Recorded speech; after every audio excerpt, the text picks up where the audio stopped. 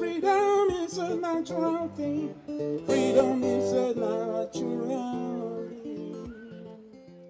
In my mind, Little Africa signifies Africa, but in a smaller portion, in a smaller sense of it, you know, in St. Paul.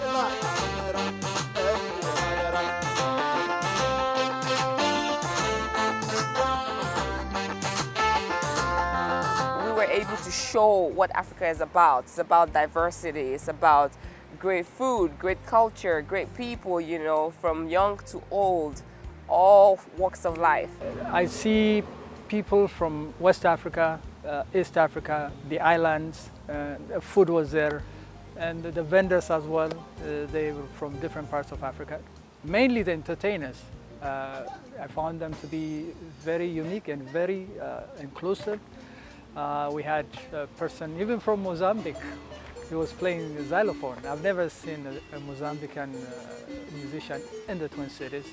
And a painter from Rwanda, a dancer from Nigeria. We also have the Somali Museum Dance Troupe. They're going to showcase some of their culture.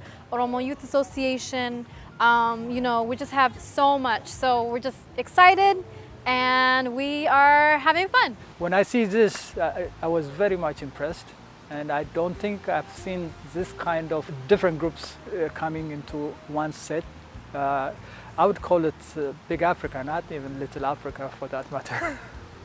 This event was very important to the community, especially in a time where there are a lot of setbacks, a lot of disparities within the diaspora. So it's healthy to see one another. It's healthy to see our grandparents.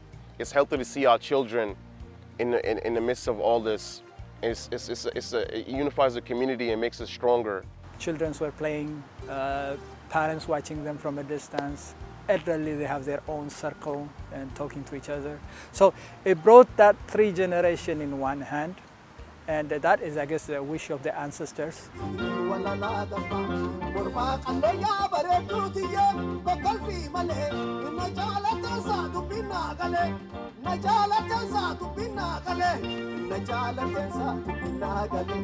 My favorite thing was getting to jump in with an awesome West African dance. There were two dancers and they invited everyone to come in together.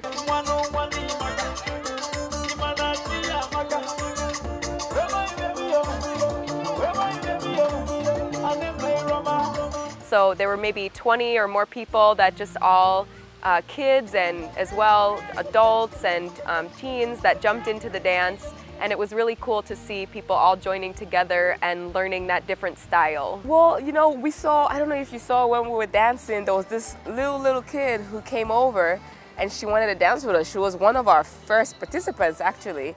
And so here comes the little kid, and then grandma came right after her.